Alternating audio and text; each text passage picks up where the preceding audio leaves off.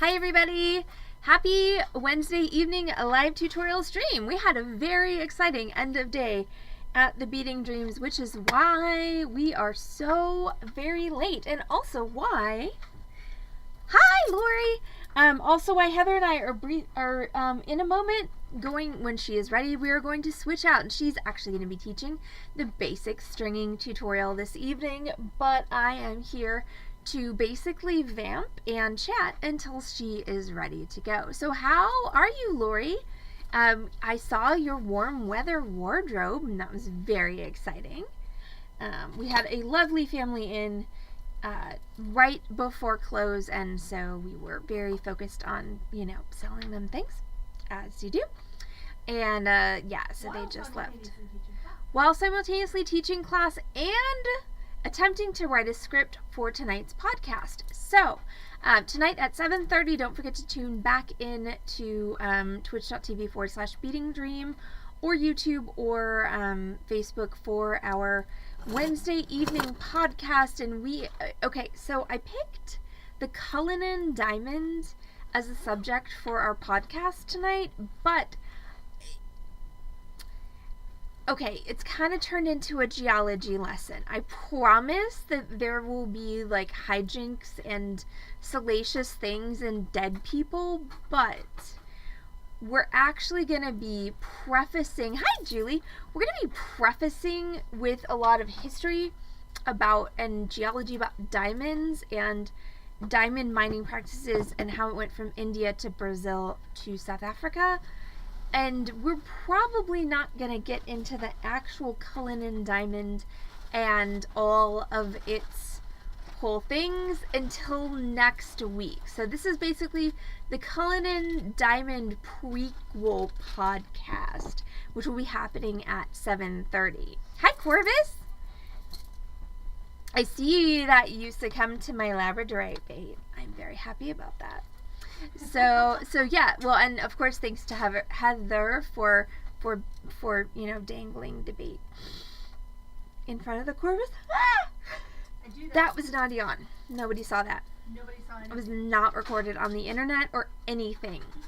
Yes. Okay. Well, there's a lot of tea on diamonds actually, and some of it ain't so good.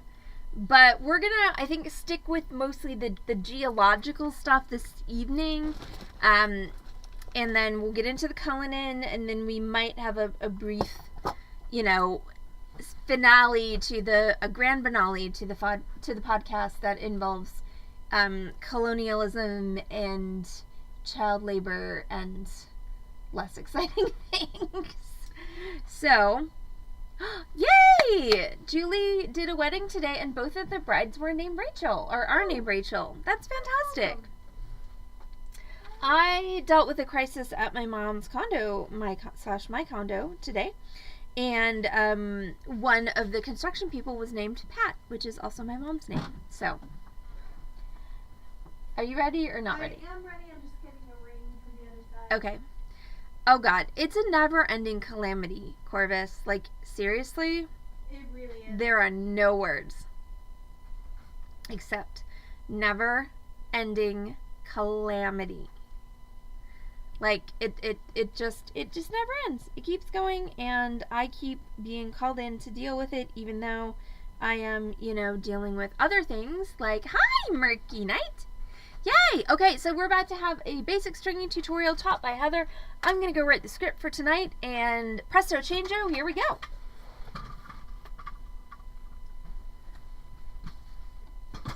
Hi, everybody!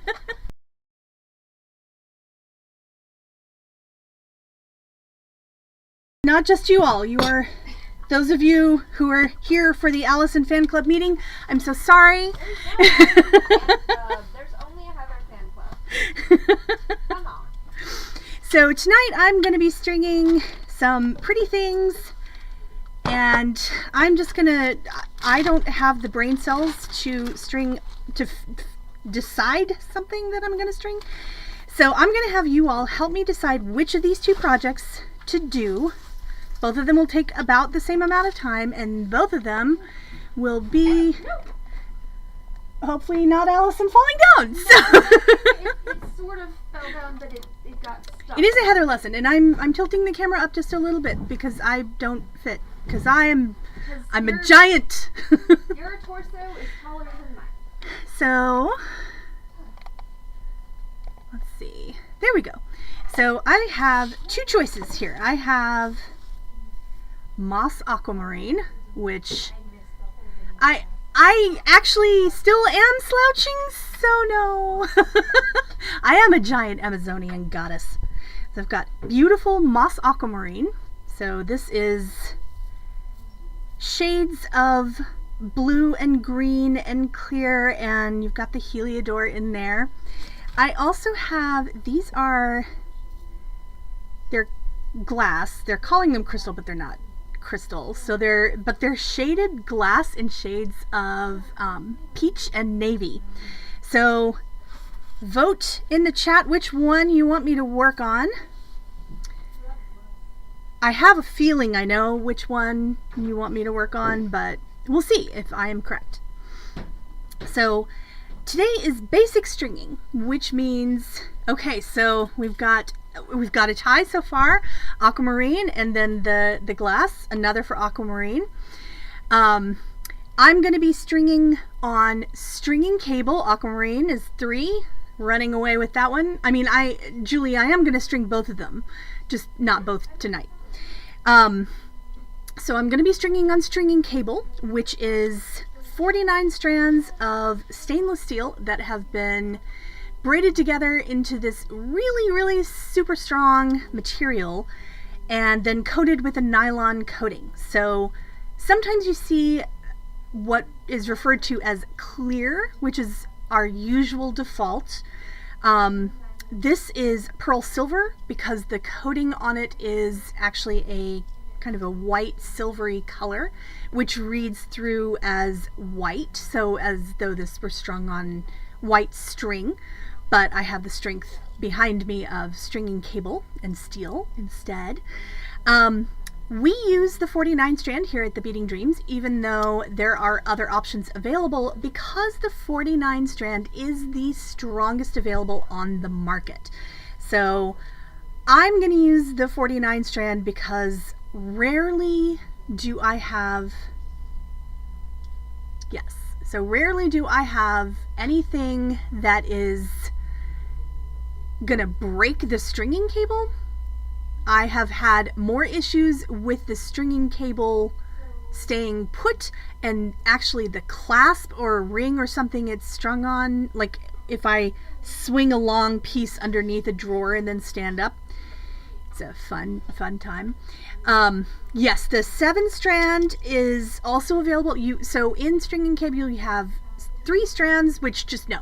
Say no to 3 strand. 3 strand is for when you want to string up curtains, beaded curtains, but even for that I would prefer 7 strand. 7 strand is what used to be the best available on the market, and there are a lot of people who have been beading for a very long time who are like, oh, stringing cable is terrible, we don't want any of that, because they've only experienced the 7 strand, which admittedly is not ideal. We use that for our kids' parties because it's definitely strong and it's flexible enough, but it doesn't have quite the flexibility that the newer, better cable has. There is an intermediate variety that is 19 or 21 strands, and I don't really know how they do 19 because all the rest of these are, multiples of 7, so I don't know where 19 strands comes in, but that's a good medium price, medium quality.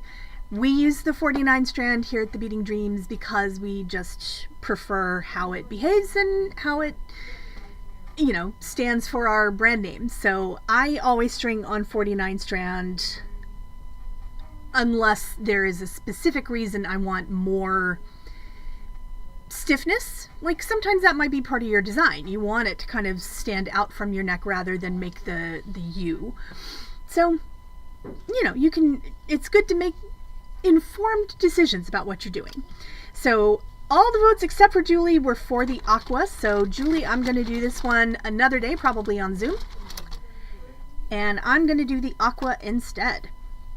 So I have these glorious strands of moss aquamarine because I have a moss aqua problem. Some might say opportunity, but I just really enjoy aquamarine in general. Moss aqua is my favorite type of aquamarine.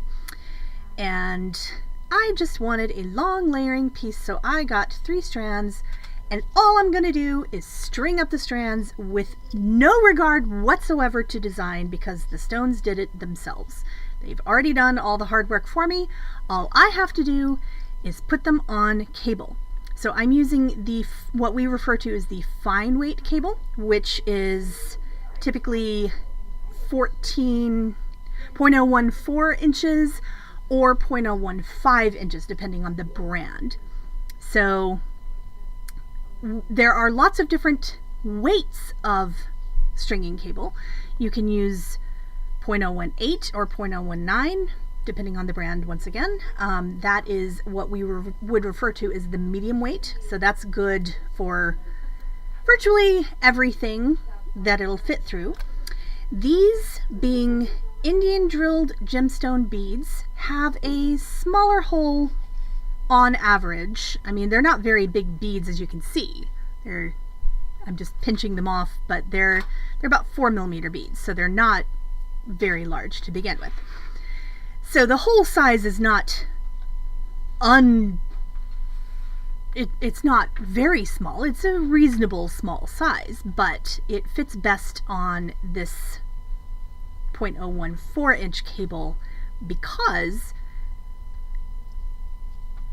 we also do not want to stress the stone too much.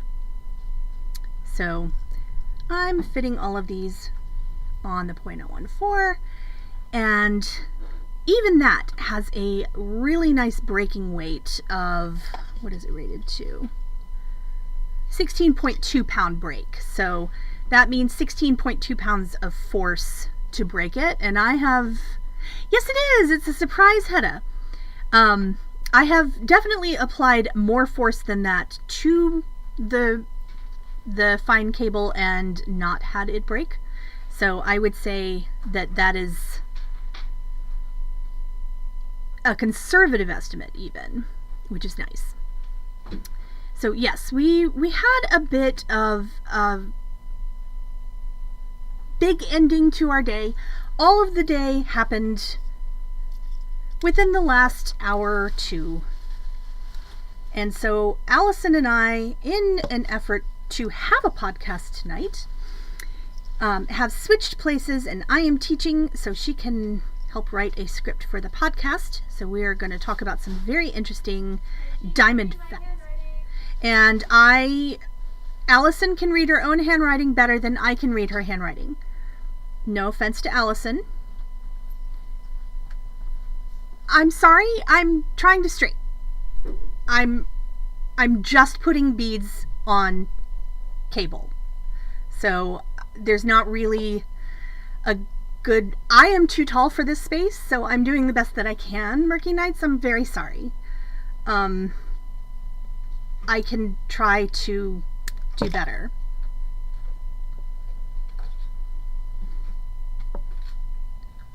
But all I'm doing is moving beads from the strand over to the stringing cable right now. I'm not doing anything exciting, I'm just moving.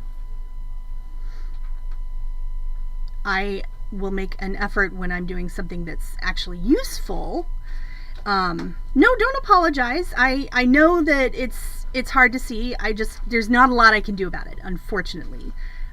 Y'all think that this space, those few of you who have been at Beading Dreams, the actual store, know that this space is even smaller than it appears on screen. So I am literally working in a space that's about 8 by 10. And I am decidedly bigger than 8 by 10 myself. So I am rather Gullivering it about and doing the best that I can. But I promise that when I get to something that is actually informative, I will show my hands. Is that a good deal? Is that a compromise that we can work on?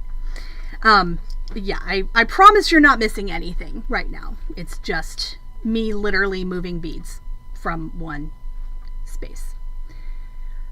Tilt the camera when I don't know. I am wary of touching the technology, but at least Allison is here, so I will try, and I think it would be better if I tilted my hands, actually. But yes, I will. Hey, Charlie Fett! I promise I will show what I do when I get to the part where I'm actually finishing something. Right now, again, literally just moving beads from a string onto stringing cable. So, nothing very exciting. How was everybody's day? Ours was really quite crazy right at the end. Allison was teaching a lesson, and we had this lovely family come in to shop, which was awesome. We love people shopping. These are moss aquamarine, so they are gemstones. So shopping we love, but they were very high impact shopping. So they wanted discounts, and we have to order things for them, and all of the things while Allison was teaching. So I took over Allison's class, and she took over the selling of things, and now Allison has taken over the writing of things while I take over the teaching on the internet. So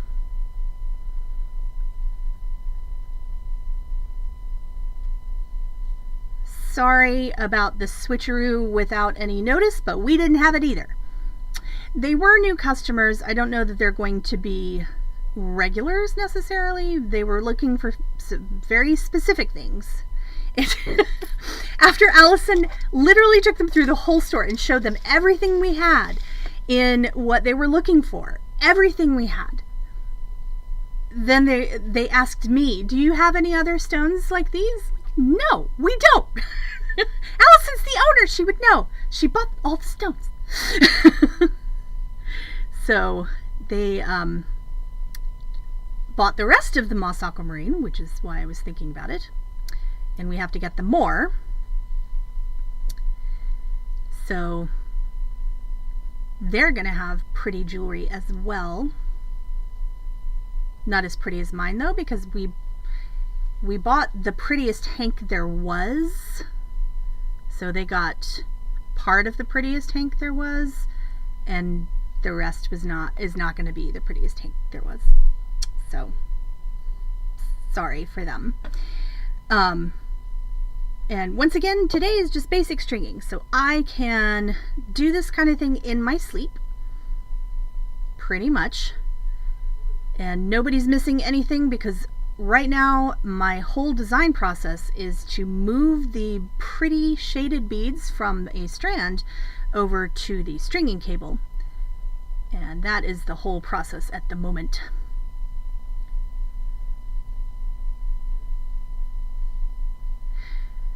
So did anyone besides us do exciting things over the weekend? We went to a Regency ball. What did you do?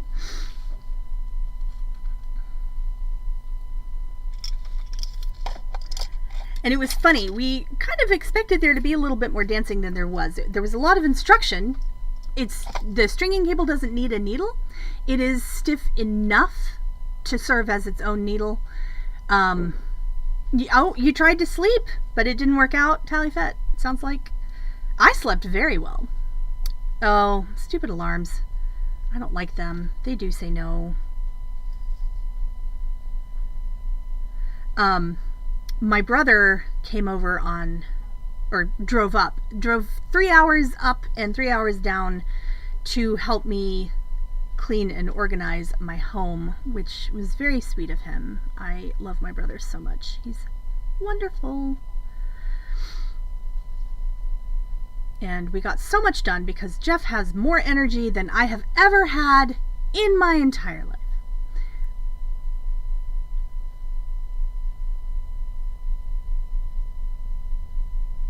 He did not bring me spicy egg sauce.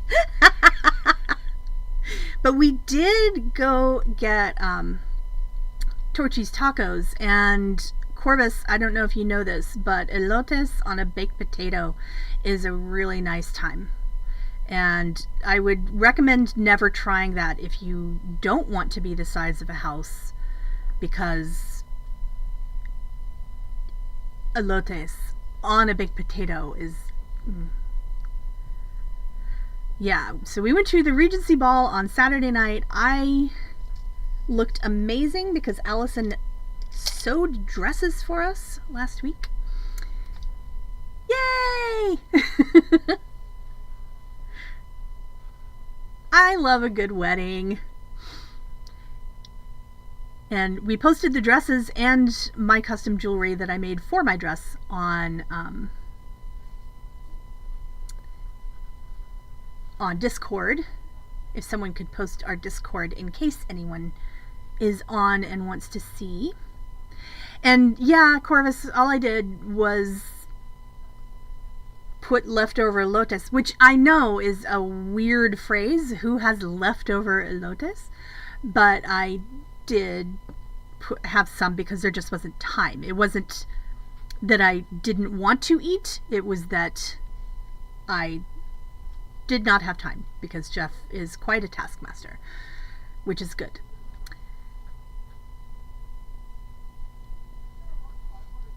So we had fun at the Regency Ball. Learned that there are a lot of high school boys who dance the waltz like they are newborn giraffes, and they were adorable, as newborn giraffes are. They were trying so hard to waltz, and yeah, they were taking steps that they were not even kinda like the bigger steps than they'd ever taken in their whole lives before that night, and trying to lead people while taking steps that were 3 times the size of their own bodies, which is too big. It's too big a step.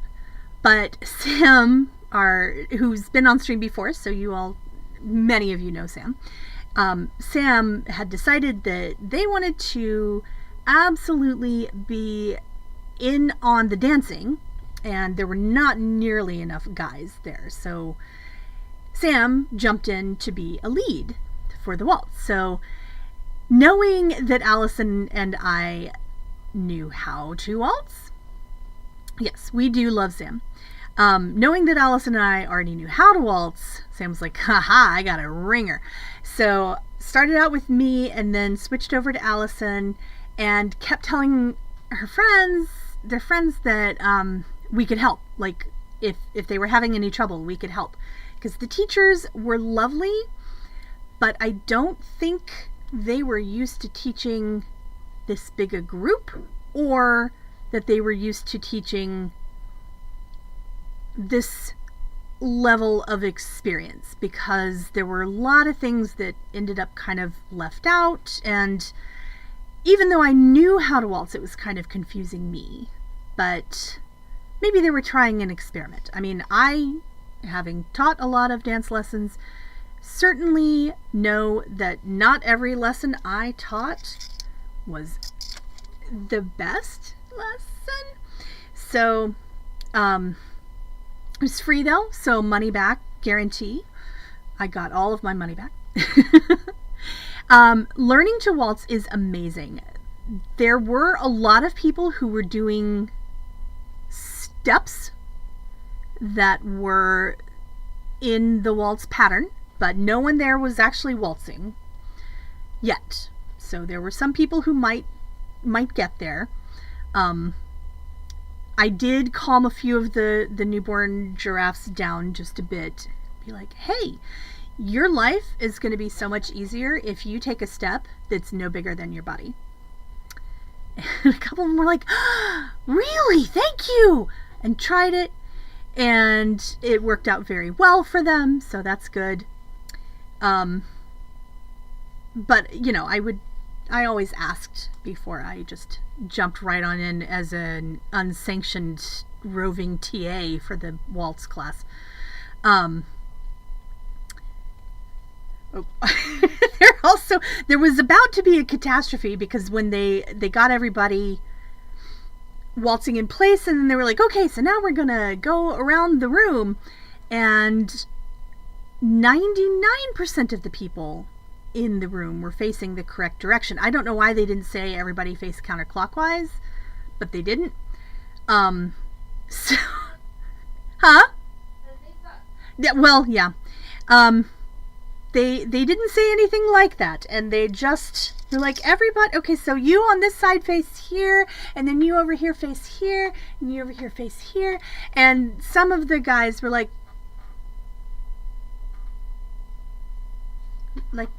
this. So I turned a couple of couples around so there wasn't a giant collision right at the very beginning of the movement. And I feel pretty proud of myself for saving so many lives. But they were cute. They were really cute. Man, there was a dress there that I would have both. Yes, I was definitely doing some good traffic control. So there was a dress on the homecoming queen who, good grief, this girl was like 6 feet tall and willowy and gorgeous and just carried, and she's the rare 6 foot tall girl who actually stands up straight, because, you know, most of us who are a little bit taller than average don't like to do that because it makes us stand out. I am a little bit taller than average, but not that much taller than average. And I also have all the ballet that taught me not to do that. So I stand up straight anyway.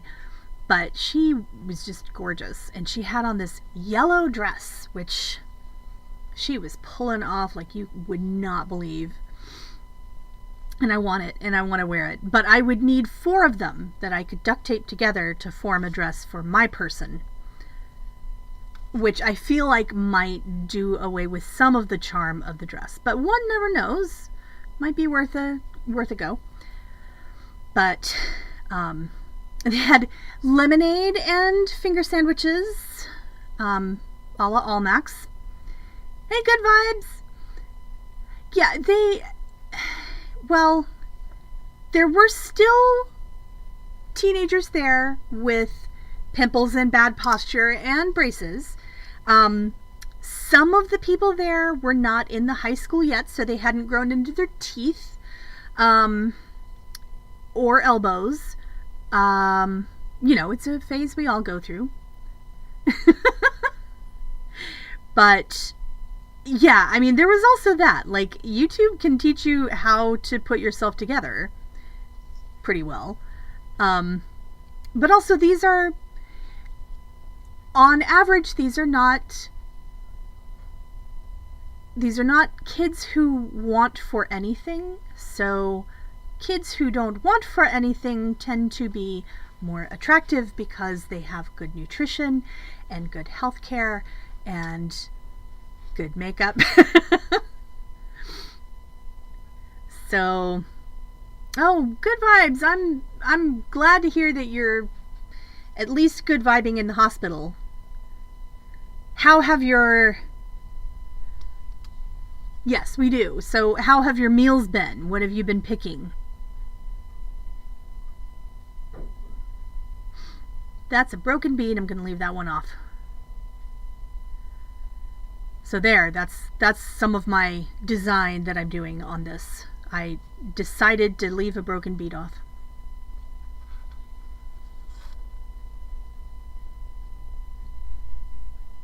And yes, there's also there's that whole thing where if you can afford to have a dress tailored for you, you automatically look at least 60% better in it. And that's not a thing that we poors know a lot about. I have had things tailored for me only in the length way.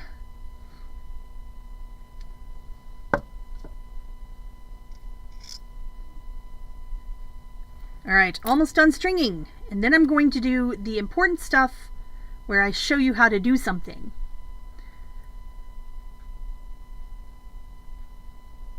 No ugly people, just being poor. That's a pretty good saying, I have to say. How does it go in Spanish?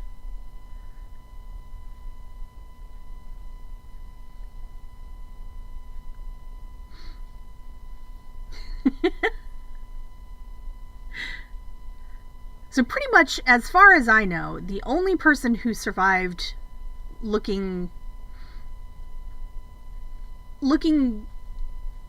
beautiful at the age of 13 and continuing to look beautiful, because usually if you are pretty at 13, that's what you get. You either get pretty at 13 or you get pretty at the other times.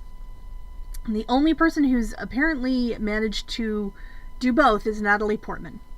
If you can name anyone else, shout out in the comments, because Natalie Portman definitely won that particular genetic lottery like twice, which is not fair.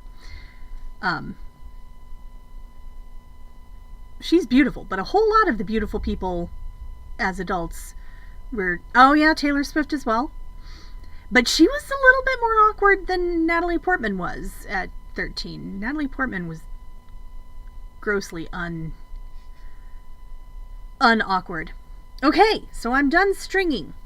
So all I've done is I have transferred my beads from string onto stringing cable. So now it is time to put on a clasp. So I'm gonna make sure that I can do this in front of the camera. So I've got a few different things that I'm going to use. I've got crimp beads. These are 2mm by 2mm round crimp tubes. They are gold filled. Do not skimp on your crimp beads, because if you use, well, that's why I only get them out when I'm about to use them, which I am. So the 2mm by 2mm crimping tube is the right size for fine stringing cable, medium stringing cable, and heavy stringing cable.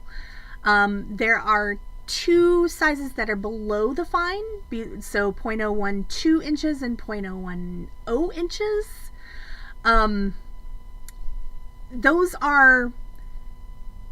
Those need a smaller crimp bead that is actually 1 by 1, which is insanely tiny. It looks like dust, but it exists.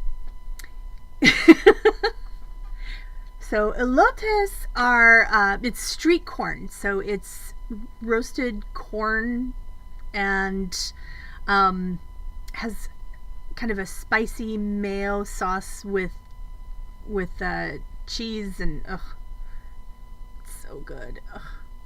Sorry. I bet you were, Corvus. So 2x2 crimp beads, that's what I'm using for almost all of my crimping projects. I'm only going to use one at a time. And I want this just to be a really simple layering piece that I don't have to think about much. So I am using a tiny clasp, just a little gold-filled spring ring and just a little gold-plated soldered ring, because we ran out of gold-filled, so you do what you can. And you can use a lobster claw or a spring ring or something like that for finishing off a necklace like this, that I'm never gonna use the clasp. I mean, I might every once in a while double this, but more often I'm just gonna wear it as a long piece. And I just want a clasp on there, because you have to have something with stringing cable. You can't just crimp it. You can't just feed both ends through a crimp bead and squish it flat, because part of the way that stringing cable stays together as designed is it has to have a loop. So what the loop does is it redirects the direction of the force, so it's not all coming from one direction. So if it's just crimped together, then the force is all in one direction and you're more likely to pull apart. If it is looped, then you've got a couple different directions to give you extra insurance. So I'm going to start out with a crimp bead, and I'm going to put it on my stringing cable. And I like to hold my crimp bead up off my beads. You don't have to do that, but I always do because it gives me control over the crimp bead. And there are some beads, obviously not these, because these are tiny little beads. They do not have a big hole. But there are some beads with big holes, and crimp beads can fall down inside those beads. And then you have to fish them out from in between the beads, which is not a good time. And the more you fish, if you've got all the same big, large hole beads, the more you fish, the more the crimp bead creeps down, and sometimes it's all the way to the middle of the necklace before you finally find it. But if you hold it up off the beads to begin with, you don't have that problem, which is great. So that's obviously the dream. You don't want to do that. So I'm going to put the crimp bead on first, and then I'm going to go through the base of the clasp. And I usually start with the fatter side of the clasp, whichever side that is. On this particular project, there is no front or back. So it really doesn't. That happens every time. Good vibes. That's just how we are. We talk about food. And Allison and I are both hungry because there's been no time for eating. So I've got my clasp on, and it does not matter what side it is. If this had a front and back, I would want to think about that. So if I had a necklace that I were going to wear for myself, I personally like to have the working part of my clasp on my left side because I'm just left-handed enough to really prefer that. In this case, I don't have to worry about that. I can just do one on one side and one on the other side, and there's no front and back. But if you do, that is something you want to think about when you're putting something together. So now I'm going to take the end of my stringing cable and I'm going to bypass the loop at the base of my clasp and put it back down through my crimp bead. So I've put it down through my crimp bead, and let me just quickly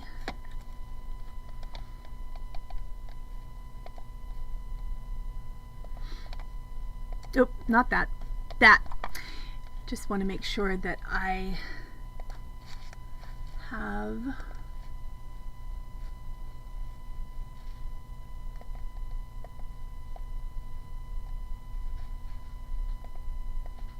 sorry, I'm trying to make it so you can see. That's not working.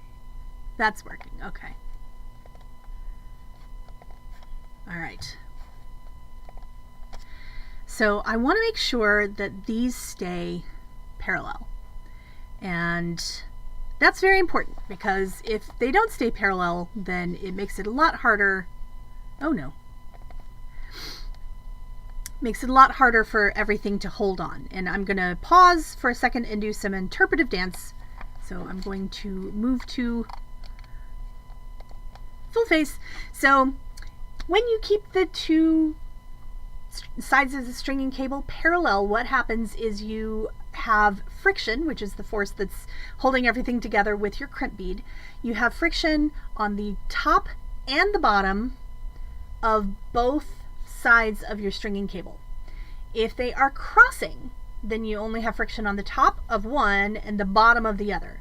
So you have a lot less holding it together. So ideally, you want them to be parallel.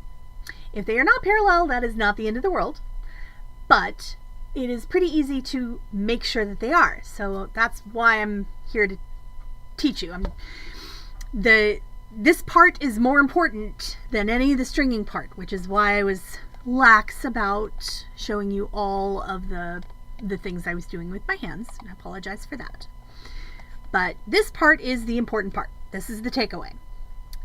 So I've got my crimp bead on, and I've got my clasp on, and I'm going to go back down through my crimp bead, and immediately I'm going to, with my non-dominant hand, hold, and that is still not focused, I'm so sorry. I'm going to hold right underneath the crimp bead with my fingers, but I want to be able to still see the crimp bead. That part is important.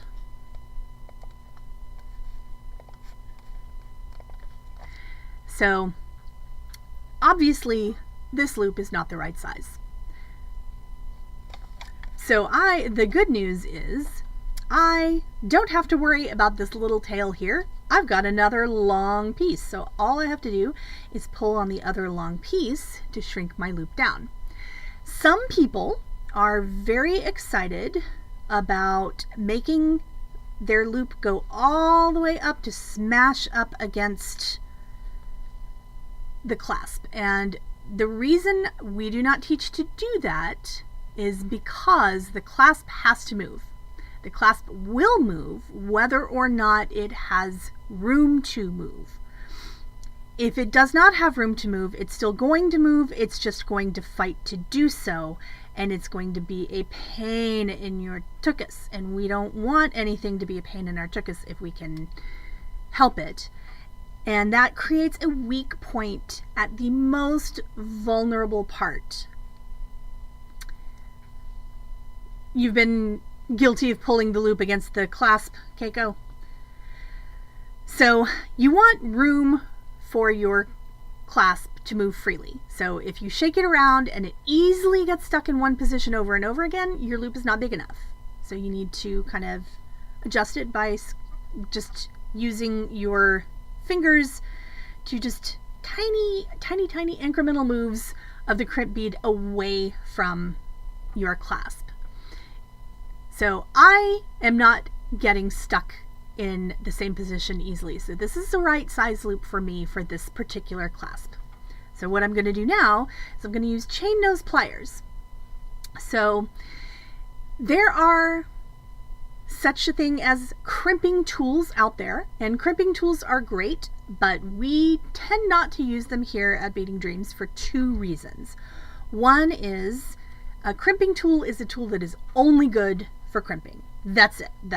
It's a one-trick pony. That's all it's good for. Whereas a chain nose pliers is something that we use on almost every beading project we ever do, ever. So, if you were going to buy one tool that does the job and does all these other jobs, then chain nose pliers are definitely your friend. And you also want to make sure when you are buying chain nose pliers that you do not have ridges on the insides of your pliers. That is very important because your pliers are hardened steel and the metals that you're working with as a jeweler are not, typically. Which means that your pliers, if they have ridges in them, can put ridges in whatever you are trying to hold on to.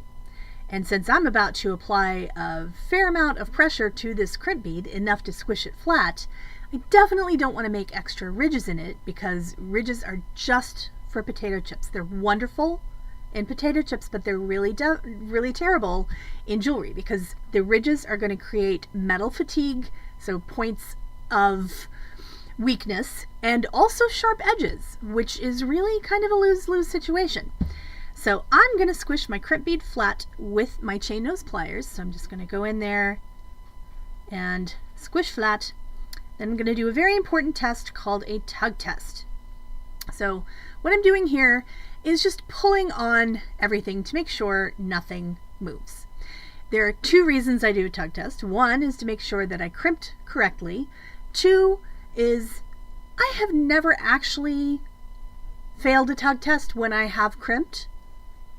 I have, however, gotten distracted between when I put my crimp bead on and when I thought I crimped and have failed completely to crimp. So a tug test will also let you know, oh hey, doofus, you didn't crimp at all. So it's an important test to do, whether you have really, if you don't have the hand strength, you definitely need to do it to make sure that you did crimp correctly. If you have all the hand strength in the world, but also ADHD, then you need to do it just to make sure you did crimp.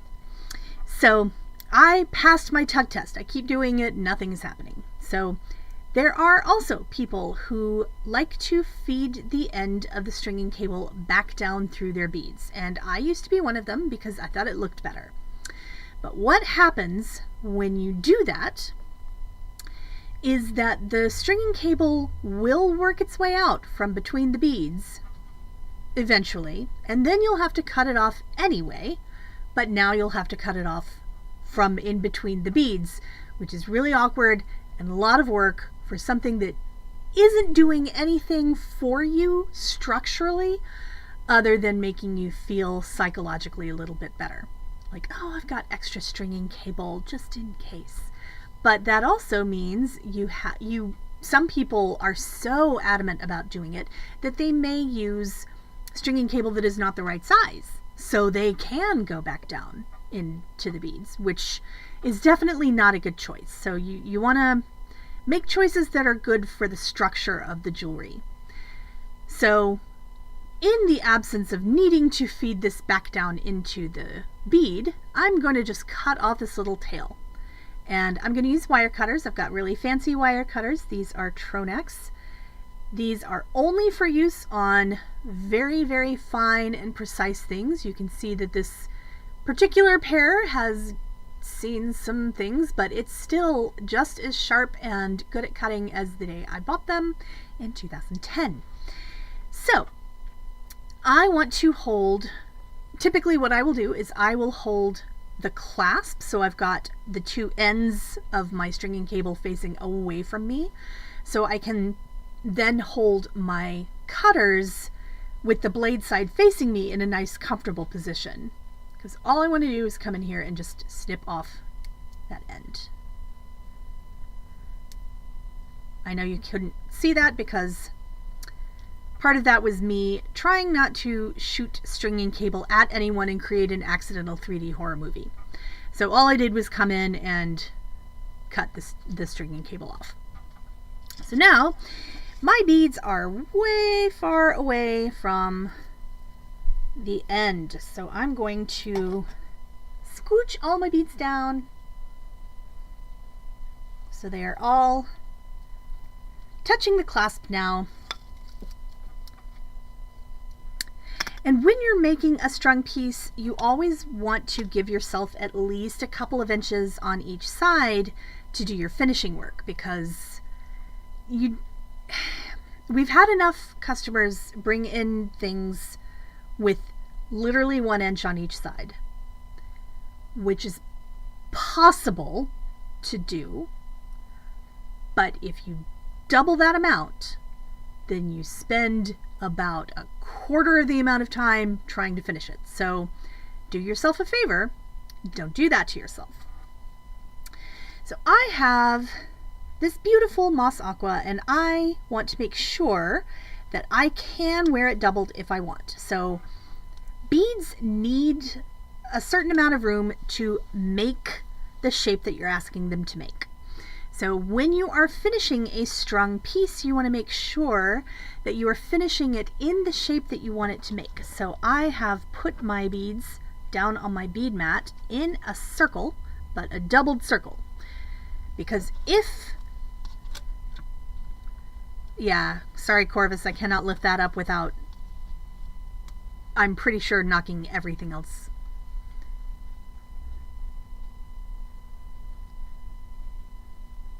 Well, Keiko, that's okay, because you can also use a crimp cover, and you can just finish with a bead with a slightly larger hole right next to the crimp bead, so that little end could go into that particular bead.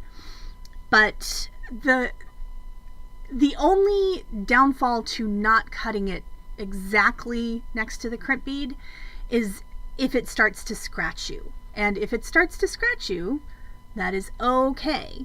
You just put a crimp cover on it, and almost always that'll fix it. So, yeah, they do. I don't always use crimp covers because sometimes that's just an extra expense, and sometimes we just don't have them. But so the good news about shift room, which is the technical name for the amount of stringing cable those particular beads you're using need in order to make a circle. The shift room, you never have to guess if you are finishing your piece in the shape you are asking it to make. Well, I hope this is helping, Keiko. I really do. So on the second side, remember how on the first side I worked hard to keep the ends parallel? I'm not going to try to do that on this side. Yay! You're amazing! So on the reason I'm not going to try to do it on this side is not because I don't want it to be parallel, but because I know for a fact it is going to cross, because it always crosses on the second side. Because stringing cable, like anything made of metal, has a bit of a grain to it, and it wants to curve in a certain direction. And on the front side, we've already asked it to curve. And now we're trying to flip it over in the other direction. And it's like, no, we already did this. I said okay. Tally said I will not, because we've got a podcast coming. So on this side, just know for a fact that it is going to cross. But there are ways that you can, without having to hold everything in place, that you can trick the stringing cable into uncrossing its legs.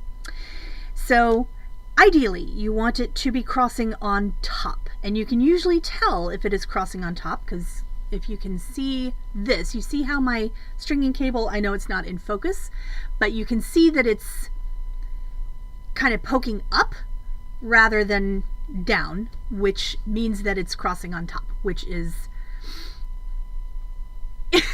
awesome, Lori. That's great. Good to hear.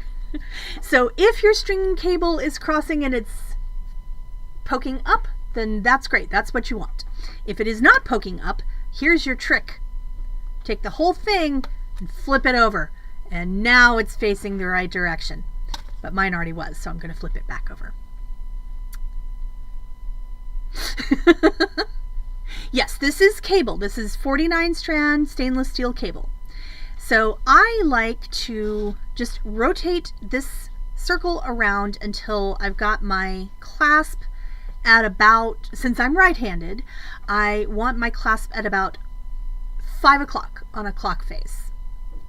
So what I'm going to do here is I am going to just touch my crimp bead with my pliers. I'm not squishing yet, and I know this is a little bit out of focus, so I'm gonna bring it up. So I'm just touching my crimp bead with my pliers, and as I squish, I'm going to pull my stringing cable over to the other side and uncross it. So once I've done that, I'm gonna do my tug test, which is very important, and going to trim that end again. And you can actually give yourself just a little bit of extra room by unwinding it or unfastening it and making it a straight line. You don't want to finish anything in a straight line, because if you finish it in a straight line, you've given it enough shift room to make a straight line, not to make a circle. Bracelets in particular need extra shift room because you've got so few beads for the amount of circle that you're making. So I'm going to switch to I will absolutely post a picture of the stringing cable on Discord. Yes.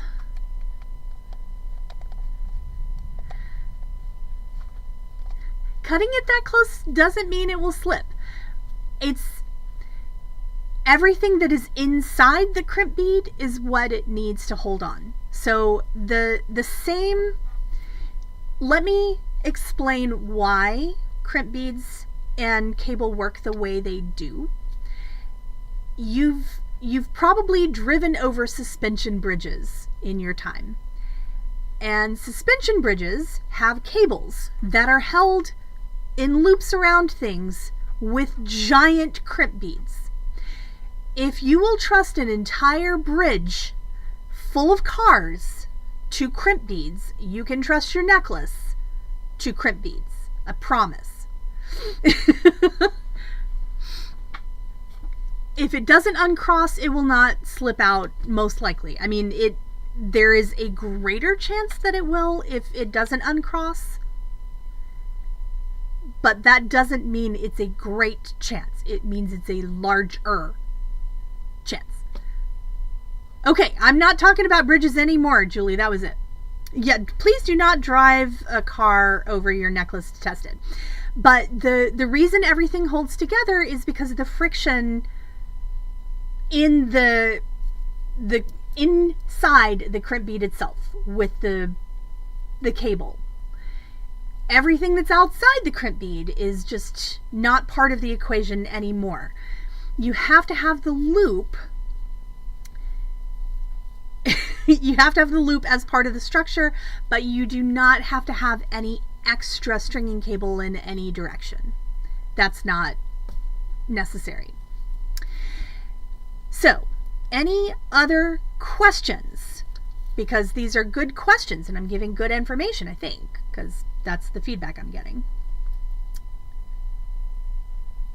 So, here is my beautiful piece. I'm going to put it on even though it does not match at all. But I love it. I wish it were longer. I cannot believe this is 3 strands now. The length of strands is just getting so small. But yeah, bracelets especially need stringing. No, the bridge was just a metaphor, just an explanation. I didn't need to talk about bridges anymore.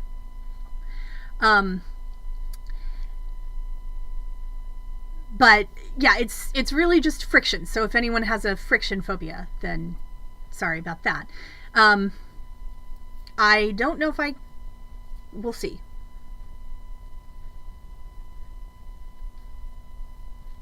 So